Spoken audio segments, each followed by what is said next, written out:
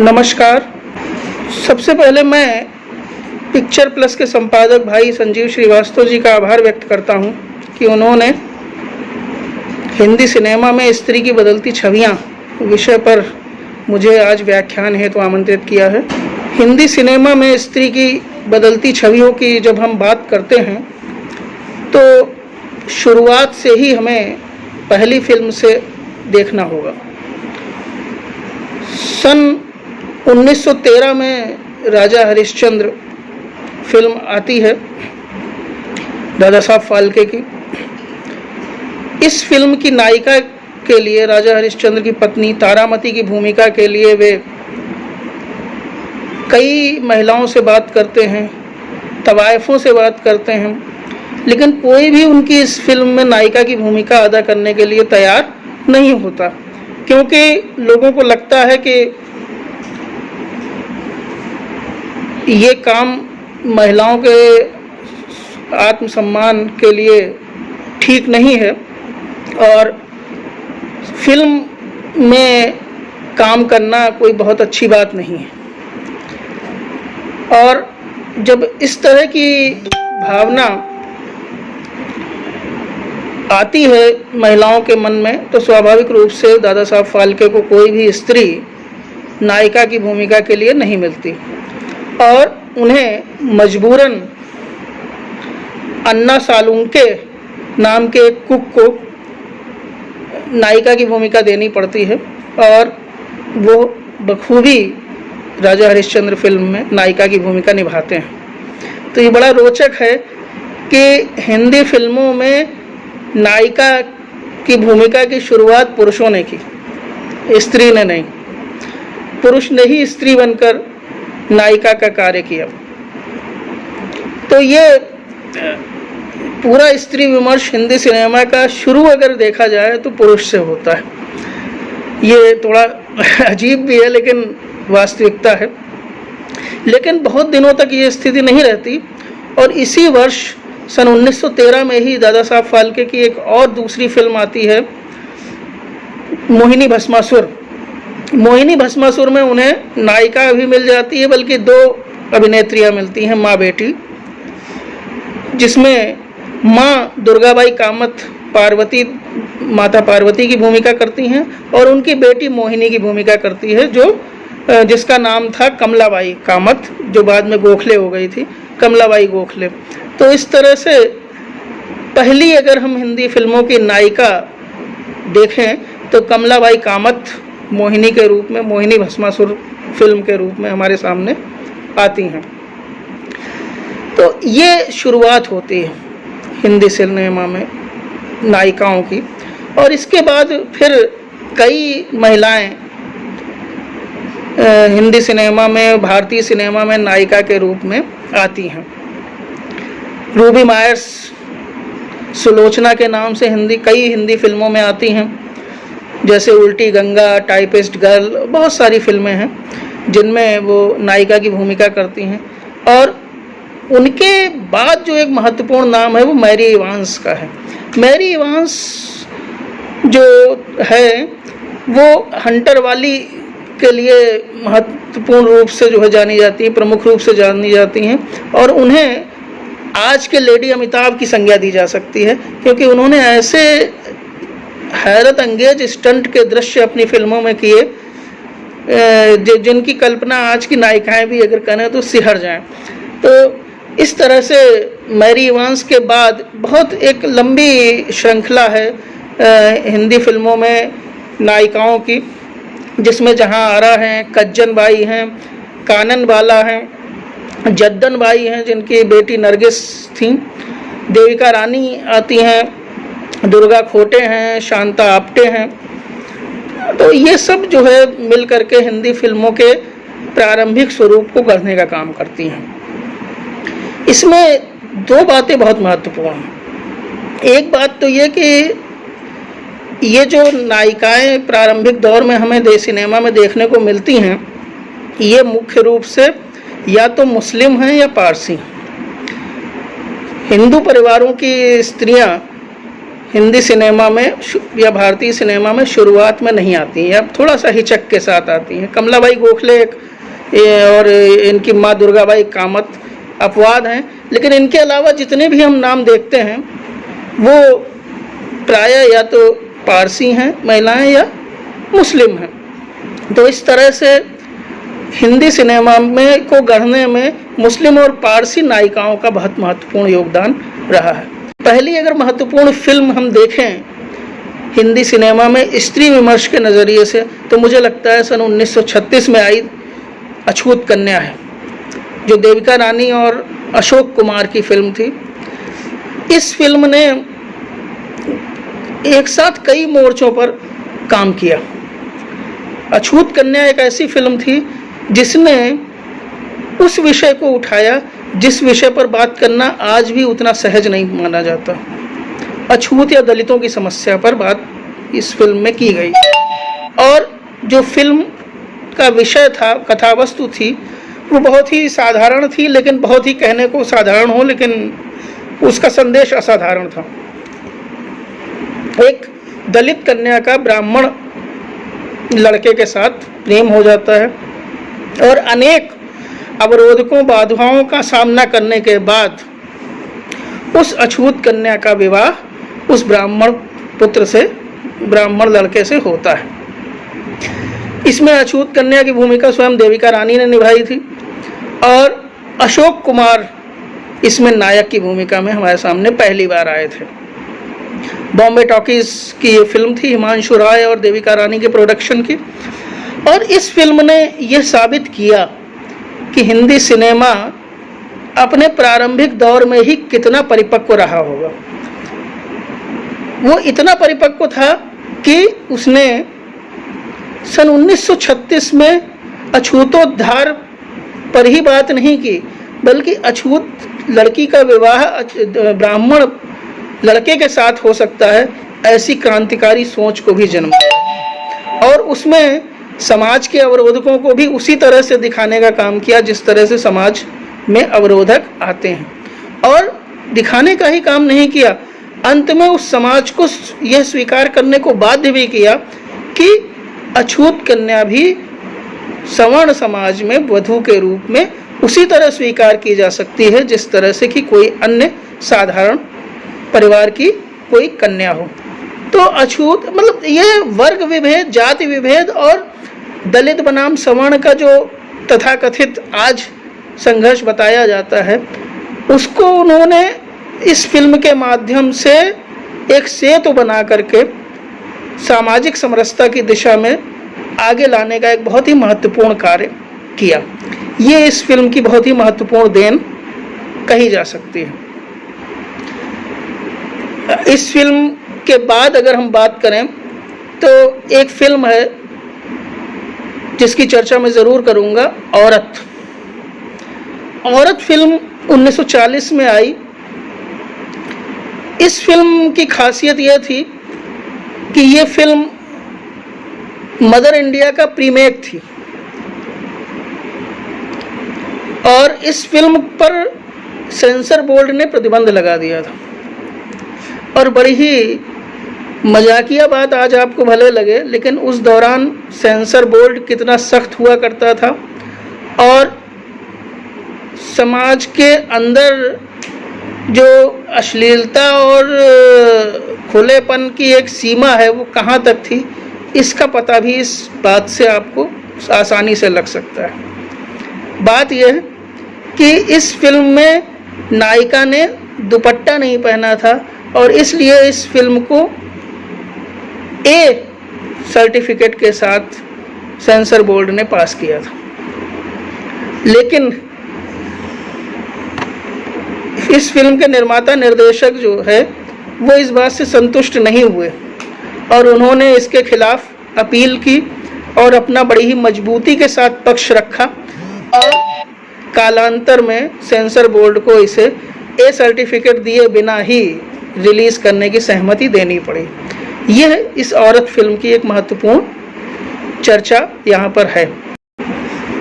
इस संदर्भ में जब मैं अगली फिल्म की चर्चा के बारे में सोचता हूँ तो मेरे दिमाग में फिल्म आती है चेतन आनंद की नीचा नगर। नीचा नगर फिल्म भी इसी प्रकार, जैसा कि नाम से स्पष्ट है कि ये फिल्म दलित, शोषित, वंचित समाज के लोगों का प्रतिनिधित्व करती है। और ये चेतन आनंद की फिल्म इतनी मशहूर हुई कि इसे कैंस फिल्म फेस्टिवल में 1939 में कई अवार्ड प्राप्त हुए और इसे किरकिरे यथार्थ से सराबोर ड्रामा की संज्ञा दी गई कि ये एक ऐसा ड्रामा है जिसमें किरकिरा यथार्थ है, ऐसा यथार्थ जो कि बहुत ही मधुर ना हो, उसकी संज्ञा इस फिल्म को दी गई। इस तरह से ये फिल्म भी हमारी जो है एक इस फिल्म यात्रा की स्त्री विमर्श के संदर्भ में एक महत्वपूर्ण पड़ाव के रूप में मानी जा सकती है। इस सिलसिले में जब हम आगे बढ़ते हैं तो हमें उसके बाद दिखाई देती है फिल्म जो बहुत ही महत्वपूर्ण फिल्म है, वो है बरसात। बरसात फिल्म के पीछे भी राज कपूर की एक बड़ी ही विशिष्ट कहानी है। इसके पहले वो आग फिल्म बना चुके थे और आग फिल्म पूरी तरह से सुपर फ्लॉप साबित हुई थी और उस समय के जो मशहूर उस फिल्म समीक्षक थे वो बरसात फिल्म के बनने पर बड़ी ही व्यंग्यात्मक टिप्पणियां कर रहे थे और कह रहे थे कि जो कुछ राज कपूर का आग में जलने से रह गया है वो बरसात में बह करके खत्म हो जाएगा और ये फिल्मकार मिट जाएगा। तो ये इस तरह से उनका उत्साह कम किया जा रहा था, उन्हें हतोत्साहित किया जा रहा था कि वे फिल्म ना बनाएं, तौबा करें और अपने पिता की तरह बनने की कोशिश ना करें, क्योंकि फिल्म लाइन उनके लिए नहीं है। तो फिल्म समीक्षक उन्हें कोई बहुत ही गंभीर फिल्मकार या अभिनेता मानने को उस समय तैयार नहीं थे। लेकिन उस समय राज कपूर ने पूरी नई टीम बनाई, नायिका नई लाए, जद्दन बाई की पुत्री नरगिस, गीतकार शैलेंद्र लाए, शंकर जयकिशन को संगीत का काम दिया, मुकेश से गीत गवाए और एक बहुत ही महत्वपूर्ण फिल्म हमारे सामने आई बरसात, जो उस जमाने की बहुत बड़ी हिट साबित हुई। इस फिल्म से नायिका के अस्तित्व को समाज में एक स्वतंत्र पहचान मिलने का काम हमारे सामने देखने को मिला कि ये फिल्म बताती है कि नायक के साथ साथ नायिका भी उतनी ही महत्वपूर्ण है। श्री 420, आवारा और अनाड़ी, ये सब फिल्में इसी दौर की हैं और इन सब फिल्मों में स्त्री की एक महत्वपूर्ण छवि देखने को मिलती है। इसके बाद अगर हम देखें तो एक बहुत बड़ा विस्फोट होता है स्त्री विमर्श की दृष्टि से। मदर इंडिया, मदर इंडिया 1957 में आज़ादी की 10वीं वर्षगांठ पर 15 अगस्त को रिलीज़ होनी थी, लेकिन ये रिलीज़ नहीं हो पाई। उसके पीछे कई कारण थे, लेकिन सबसे बड़ा कारण वही था, जैसे इसकी प्रीमेक में औरत में सेंसर बोर्ड ने अड़ंगा लगा दिया था, वैसे ही मदर इंडिया के रिलीज़ में भी सेंसर बोर्ड आड़े आ गया और उसने कहा कि भाई हम इस नाम से किसी भी फिल्म को रिलीज़ होने नहीं देंगे, क्योंकि इस नाम का एक उपन्यास 1930 के आसपास आया था मदर इंडिया के नाम से, जिसमें एक ब्रिटिश लेखिका ने भारत की महिलाओं को बहुत ही गंदगी में रहने वाला, कीड़े मकोड़े के माफिक और बहुत ही निम्न स्तर का जीवन यापन करने वाली महिलाओं को के रूप में भारतीय महिलाओं को माना था और ये साबित करने की कोशिश की थी कि यहाँ के पुरुष अपनी महिलाओं के साथ अत्याचार करते हैं और उनका बहुत ध्यान नहीं रखते, आदि आदि। और उस समय जब ये फिक्शन था, जब ये प्रकाशित हुआ तो इसका विरोध गोपाल कृष्ण गोखले ने भी किया, महात्मा गांधी ने भी किया। गोपाल कृष्ण गोखले ने तो इसके विरोध में एक किताब लिखी, दुखी भारत शीर्षक से, जिसमें उन्होंने सिद्ध किया कि हमारे यहाँ अर्धनारीश्वर की परंपरा है। जितना शिव को हम महत्वपूर्ण मानते हैं उतना ही शक्ति को महत्वपूर्ण मानते हैं। इस तरह के बहुत सारे दृष्टांत उन्होंने दिए। यत्र नार्यस्तु पूजन्ते रमन्ते तत्र देवता आदि उदाहरण देते हुए उन्होंने ये सिद्ध करने की कोशिश की कि भारत में स्त्री पुरुष भेदभाव जैसी कोई चीज नहीं है। गांधी जी ने भी इस फिक्शन के बारे में एक बहुत ही महत्वपूर्ण बयान दिया था उस समय, और कहा था कि इस उपन्यास की लेखिका ड्रेन इंस्पेक्टर का काम कर रही हैं, और ड्रेन इंस्पेक्टर का काम करना उन्हें शोभा नहीं देता, क्योंकि यहाँ पर कोई गंदी ड्रेन भारत में है ही नहीं। तो इसलिए वे अपने देश में ड्रेन इंस्पेक्टर का काम करें, हमारे यहाँ उन्हें ड्रेन इंस्पेक्टर का काम करने की कोई आवश्यकता नहीं है। तो इस तरह से मदर इंडिया नाम बहुत ही कुख्यात नाम था, और ऐसे नाम के साथ वो भी आज़ादी की 10वीं वर्षगांठ पर 15 अगस्त 1957 को कोई फिल्म रिलीज हो, यह सेंसर बोर्ड को स्वीकार नहीं था, क्योंकि सेंसर बोर्ड नहीं चाहता था कि नई नई आज़ादी मिलने के बाद किसी फिल्म के नाम पर विवाद हो, या कोई फिल्म हमने पास कर दी और बाद में हमारे ऊपर कोई आरोप लगाए कि ये फिल्म क्यों रिलीज की गई। तो इस तरह से बहुत सारे इस फिल्म के साथ ऑब्जेक्शन, आपत्तियां आती रहीं। मदर इंडिया किस मामले में महत्वपूर्ण है, इस पर अगर हम बात करें तो मदर इंडिया के सबसे बड़ा महत्व इस बात के लिए है कि मदर इंडिया ने भारत की माताओं की ताकत को दुनिया के सामने प्रस्तुत करने का काम किया। पहली महत्वपूर्ण बात यह है कि वो कितने भी अभावों में, कष्टों में, दुखों में क्यों ना हो, वो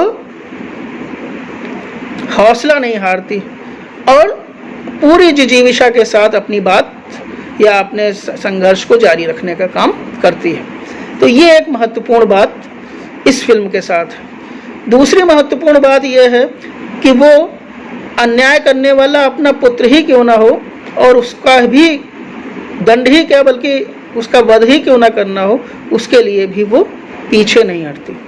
हालांकि जिस समय ये फिल्म भारत में हिट हो रही थी उस समय कुछ ब्रिटिश मीडिया ने भी इस फिल्म की चर्चा की थी और कहा था कि ये फिल्म गलत बनी है, इसका अंत गलत है।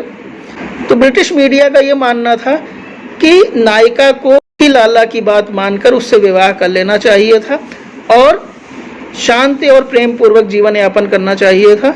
यह व्यवहारिक अंत, उनकी नज़र में यह व्यवहारिक अंत था, और इसकी जगह तथाकथित आदर्शवादी अंत इस फिल्म के निर्देशक ने इस फिल्म में जबरन डालने की कोशिश की है। लेकिन वो लोग शायद भारतीय संस्कारों, भारतीय चरित्र की गरिमामयता, उदात्तता से उतने परिचित नहीं थे, इसलिए उन्होंने इस तरह के निष्कर्ष निकाले। अगर हम इस फिल्म को बहुत ध्यान से देखें तो यह फिल्म वास्तव में भारत की नारी की आदर्श ममतामयी छवि और अन्याय और अत्याचार के सामने न घुटने टेकने वाले इसके विपरीत छवि, दोनों का महत्वपूर्ण संगम प्रस्तुत करती है। तो इस मामले में ये फिल्म बहुत ही महत्वपूर्ण फिल्म के रूप में हमारे सामने आती है। इसके बाद फिल्में तो बहुत हैं। सुजाता एक महत्वपूर्ण फिल्म बिमल रॉय की आती है, जिसमें वही एंगल है जो अछूत कन्या का एंगल था, लेकिन यहाँ पर दृष्टिकोण बदलता है और चीज़ें बदलती हैं, लेकिन यह फिल्म भी उसी तरह से एक महत्वपूर्ण पड़ाव है जिस तरह अछूत कन्या है।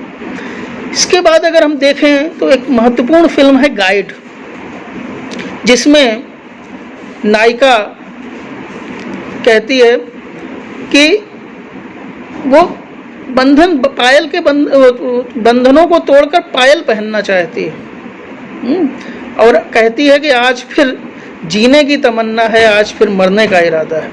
यानी वो समाज में जो बंधन है उनसे मुक्त होकर खुले आकाश में सांस लेना चाहती है, और सांस ही नहीं लेना चाहती बल्कि वो समाज के इन बंधनों के स्थान पर ध्वनि करने वाली पायल पहनना चाहती है। तो एक बहुत ही लाउड संदेश इन पंक्तियों के माध्यम से फिल्मकार इस गाइड फिल्म में देता है, और यह फिल्म भी हिंदी सिनेमा का एक महत्वपूर्ण पड़ाव बनकर हमारे सामने आती है। इसके बाद अगर हम देखें तो तीसरी कसम शैलेंद्र ने बनाई, यह फिल्म भी एक बहुत ही महत्वपूर्ण पड़ाव है, जिसमें हमारे भारतीय समाज की एक आम आदमी की एक बिल्कुल भोलेपन की भावना, या 3 कसमें खानी, और तीनों कसमों में 2 कसम तो उसने जीवन भर निभाई और तीसरी कसम खाकर वो फिल्म खत्म हो जाती है। ये महत्वपूर्ण उतना नहीं है जितना महत्वपूर्ण ये है कि उसकी नायिका स्वायत्त है, स्वतंत्र है, और वह जिस प्रकार का नौटंकी में काम करती है उसके बाद भी अपनी अस्मिता, अपनी यत्ता और अपने आत्मसम्मान को बचाकर रखने में कामयाब रहती है। यह भारतीय समाज की स्त्री की एक अपनी अलग छवि लेकर के हमारे सामने प्रस्तुत होता है। तो यह फिल्म भी इस मामले में एक बहुत ही महत्वपूर्ण पड़ाव के रूप में हमारे सामने आती है। इसके बाद अगर हम देखें तो एक 5वें और 6ठे दशक के बीच एक अजीब सी स्त्री के लेख को लेकर बेचैनी सी देखने को मिलती है।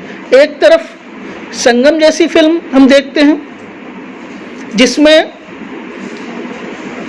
नायिका को ये स्वतंत्रता नहीं है कि वो राजेंद्र कुमार के साथ विवाह करे या राज कपूर के साथ विवाह करे, बल्कि नायक ये तय करते हैं कि उसे किसके साथ विवाह करना है। इस तरह की फिल्मों की एक बड़ी लंबी श्रृंखला है जिसमें कि स्त्री को अपना स्पेस ढूंढने की आज़ादी दी ही नहीं जाती है। या एक फूल दो माली किस्म की फिल्में जो संगम जैसी ही फिल्म थी, इस तरह की फिल्में आती हैं कि नायक 2 नायिका 1, और तय कौन करेगा? नायक तय करेगा नायिका किसके साथ जाएगी।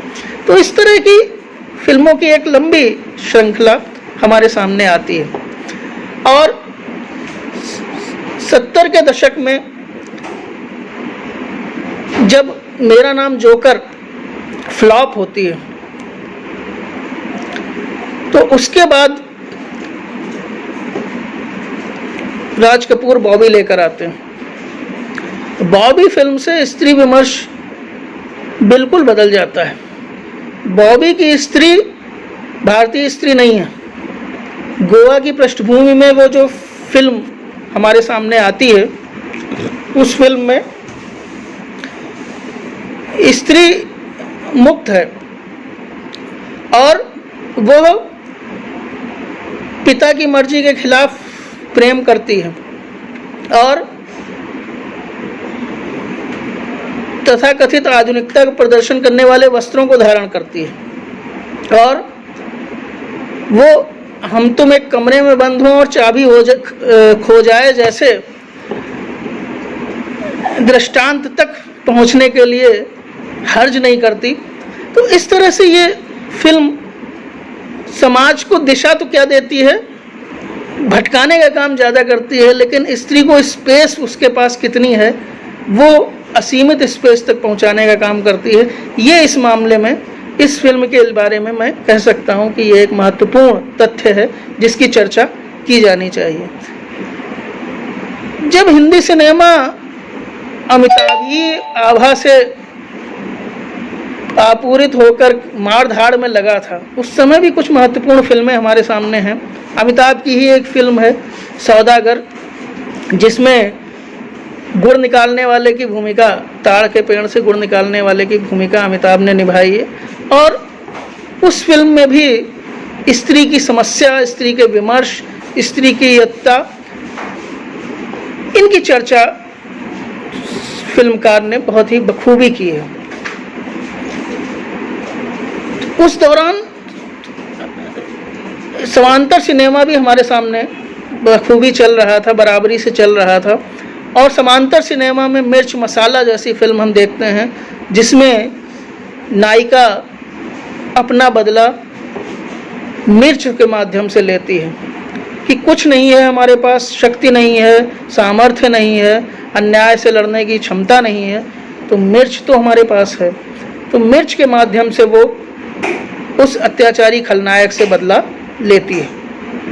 जहाँ तक पाकीज़ा का सवाल है, पाकीज़ा की कमाल अमरोही की जो नायिका है मीना कुमारी, वो स्वतंत्र नहीं है। वो ना तो स्वतंत्र है, ना ही उसे स्वतंत्र कराने में निर्देशक महोदय की कोई रुचि है। वो उसी फार्मूले पर चलती है जिस फार्मूले से रूढ़िवादी समाज चलता है। तो इसलिए मैं इसे बहुत महत्वपूर्ण सी फिल्म के रूप में नहीं देखता, लेकिन ये फिल्म अपने गीत, अपने संगीत और अभिनय के कारण महत्वपूर्ण है, इसमें कोई शक नहीं। बहुत से लोग कहेंगे कि मैं शोले फिल्म की चर्चा क्यों कर रहा हूँ, लेकिन शोले फिल्म भी स्त्री विमर्श के नज़रिए से बहुत महत्वपूर्ण है, क्योंकि इस फिल्म में जया भादुड़ी विधवा विवाह की जो बात है वो होते होते रह गई जैसी स्थिति में दिखाई देती प्रतीत होती है। और कई लोग कह रहे थे कि अमिताभ बच्चन को अगर इसमें ना अंत में मारा जाता तो ये फिल्म हिट होती, क्योंकि शुरू में ये फिल्म फ्लॉप हो गई थी। आप सबको अगर पता हो तो कई लोगों ने सलीम जावेद से कहा कि अमिताभ बच्चन को मारो मत अंत में, और दोनों लोग मिलकर गब्बर से लड़ें और अंत में दोनों का विवाह भी दोनों से करा दिया जाए, अमिताभ बच्चन का जया भादुड़ी से और धर्मेंद्र का हेमा मालिनी से, तो ये फिल्म शायद हिट हो जाए। लेकिन वो लोग नहीं माने और बाद में ये फिल्म हिट ही नहीं, सुपर हिट साबित हुई। वो एक अलग कहानी है। लेकिन स्त्री विमर्श के नज़रिए से दोनों स्त्रियां इसकी काफ़ी हद तक लीक से हटकर काम करती हैं, चाहे वो बसंती हो और चाहे वो जया भादुड़ी हो जो बहू बनती है ठाकुर साहब की। दोनों का लीक से हटकर समाज की सामाजिक मान्यताओं रूढ़ियों से हटते हुए, हालांकि जया भादुड़ी उन रूढ़ियों को नहीं तोड़ पाती जिन रूढ़ियों को तोड़ना तो क्या, जिनको छूती भी नहीं है नायिका हेमा मालिनी बसंती के रूप में। और वो इस तरह की तांगे वाली भले ही आपको आज भी ना दिखें समाज में, लेकिन सन 75 में, आज से 45 वर्ष पहले इस तरह की नायिका की सृष्टि करना भारतीय समाज की दृष्टि में एक बहुत ही महत्वपूर्ण था। और निश्चित रूप से स्त्री के विमर्श को आगे बढ़ाने में, स्त्री पर बात करने को लेकर आगे बढ़ने में इस फिल्म का भी अपना एक योगदान है, ऐसा मैं मानता हूँ। फिल्मों की तो बहुत लंबी सूची है जिनकी हम बात कर सकते हैं स्त्री विमर्श के नज़रिए से, लेकिन कुछ फिल्मों की ज़रूर बात करूँगा, जैसे बाजार, जैसे भूमिका, चक्र। इस तरह की फिल्मों ने स्त्री विमर्श को बहुत ही मजबूती से आगे बढ़ाने का काम किया। और ये फिल्में स्त्री की दुश्वारियों को, स्त्री की समस्याओं को और समाज में इनकी किस प्रकार की दुर्दशा है उनको सामने लाने में इन्होंने अपनी एक महत्वपूर्ण भूमिका निभाई, इसमें कोई शक नहीं है।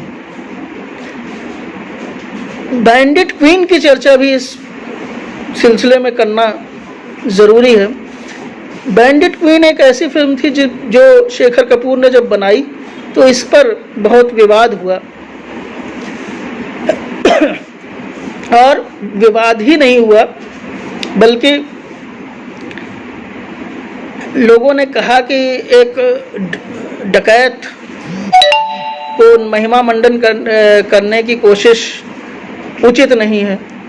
लेकिन इस फिल्म ने ये बताया कि एक स्त्री कितने भी निम्न कोटि तक गिरी हुई स्थिति में क्यों ना हो, लेकिन जब वो बदला लेने पर आती है तो वो फूलन देवी बन सकती है।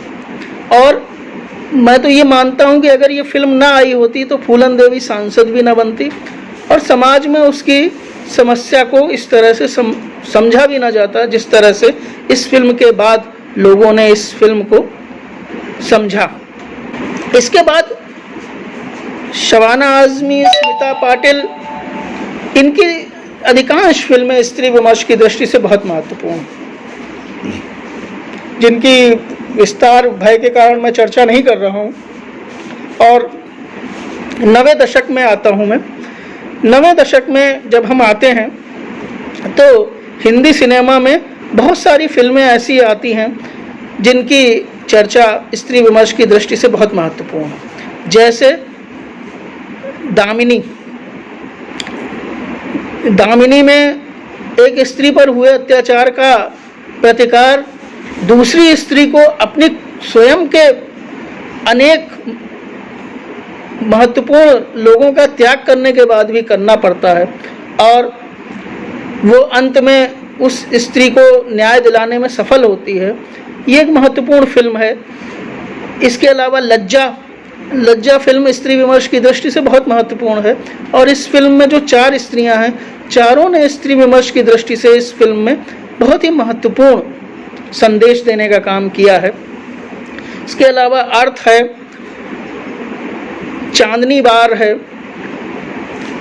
और अगर हम इसके बाद अगर हम 21वें दशक की शुरुआत में सन 2000 के आसपास से शुरू करते हैं तो कई फिल्में हमें फिर देखने को मिलती हैं, जिनमें आज तक हैं नो वन किल्ड जेसिका, तलवार, ये आपका क्वीन एक महत्वपूर्ण फिल्म है जिसमें एक स्त्री अपनी शादी के दिन घर छोड़कर अपने स्वयं के अस्तित्व की तलाश में निकल पड़े। ये एक बहुत ही महत्वपूर्ण बिंदु है जिसको ये फिल्म छूती है। और मैरी कॉम फिल्म प्रेरणा देती है कि वैसे तो ये बायोपिक है मैरी कॉम की, लेकिन ये प्रेरणा भी देती है कि कोई भी स्त्री अगर मैरी कॉम की भांति जिजीविषा शक्ति रखती है तो वो निश्चित रूप से जीवन में सफल हो सकती है। इसके अलावा नीरजा है। नीरजा एक बहुत महत्वपूर्ण फिल्म है जिसमें नीरजा भनोट का बायोपिक है, और नीरजा भनोट को इस फिल्म के माध्यम से श्रद्धांजलि तो दी ही गई है, लेकिन यहाँ ये भारतीय स्त्रियों के साहस, भारतीय स्त्रियों के आत्मत्याग को सलाम भी करती है, प्रणाम भी करती है। ऐसी फिल्म है ये नीरजा। इसके अलावा मैं एक फिल्म की चर्चा करूंगा जिसका नाम है की एंड का। की एंड की का अर्थ है लड़की और का अर्थ है लड़का इस फिल्म में। तो यह फिल्म अपने मूल कार्यों को आपस में अदला बदली करते हुए समाज में की और का किस तरह रह सकते हैं, इसकी एक बहुत ही महत्वपूर्ण वानगी पेश करने का काम करती है। फिल्में बहुत हैं, लेकिन कुछ फिल्मों की चर्चा और कर लेता हूँ। एक फिल्म है अग्निसाक्षी, जिसमें अब वो नायक है या खलनायक ये तो कहना मुश्किल है, लेकिन प्रतिनायक अगर हम उसे कहें नाना पाटेकर को, तो वो निश्चित रूप से प्रेम का एक छोर और दूसरी तरफ स्त्री के विद्रोह का एक छोर है, और स्त्री विद्रोह कर की सीमा को लांघने के बाद कहाँ तक जाती है और अंत में वो किस तरह से उस स्त्री की क्या स्थिति बनती है, यह इस फिल्म में दिखाया गया है। एक फिल्म मुझे और याद आ रही है, पिंजर फिल्म भी स्त्री विमर्श की दृष्टि से बहुत महत्वपूर्ण है, जिसमें अंत में स्त्री ही तय करती है कि वो किधर जाएगी, और वो वहीं जाती है जहाँ पर हम कल्पना भी नहीं करते। तो वो फिल्म भी हम समझते हैं कि स्त्री विमर्श के नज़रिए से हम पुरुषों को उतना न समझ में आए, लेकिन स्त्री के नज़रिए से बहुत महत्वपूर्ण फिल्म है। पिंक फिल्म भी इस संबंध में बहुत ही महत्वपूर्ण फिल्म है, जिसमें स्त्री के अधिकारों की चर्चा की गई है।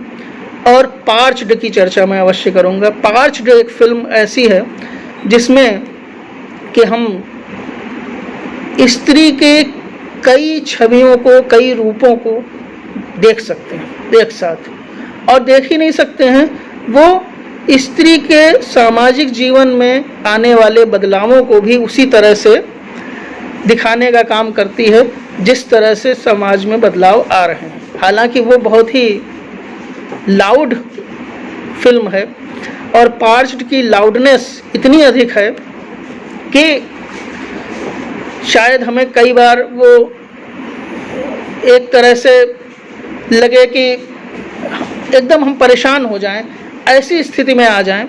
तो लेकिन एक विमर्श के तौर पर पार्च्ड फिल्म की चर्चा अवश्य की जानी चाहिए। थप्पड़ फिल्म समस्या का अतिरंजनापूर्ण प्रकटीकरण करती है और कोई भी समस्या अगर अतिरंजित हो जाती है तो वो फिल्म हास्यास्पद हो जाती है। तो थप्पड़ को भी मैं उसी श्रेणी में रखता हूँ, लेकिन फिर भी मैं ये कहूँगा कि एक स्त्री के मनोभावों को समझना और पुरुष के साथ उसके संबंधों की गहन सूक्ष्मतापूर्वक पड़ताल करना अगर समझना है तो थप्पड़ फिल्म अवश्य देखी जानी चाहिए और इस पर बात करनी चाहिए। बहुत ही महत्वपूर्ण फिल्म मणिकर्णिका आई थी, जो निश्चित रूप से बहुत ही महत्वपूर्ण फिल्म है, क्योंकि इस फिल्म में 1857 की क्रांति में हमारी महिलाओं की क्या भूमिका थी, खासकर झांसी की रानी महारानी लक्ष्मीबाई ने किस तरह से अंग्रेज़ों को ललकारा था और देश पर जान देने के लिए भी हमारी स्त्री पीछे नहीं है। एक झांसी की रानी सन 1953 में बनी थी, जिसमें महारानी लक्ष्मीबाई को राजगुरु के पीछे पीछे चलते दिखाया गया था, और एक 21वीं शताब्दी में 2019 में आई फिल्म 25 जनवरी 2019 को आई फिल्म है, जिसमें स्त्री की बहुत ही महत्वपूर्ण भूमिका को हमारे सामने दिखाने का काम किया गया है। पेज 3 की चर्चा भी मैं करूंगा। पेज 3 भी इसी तरह की फिल्म थी जो हमारे कारपोरेट वर्ल्ड की समस्याओं की चर्चा करती है।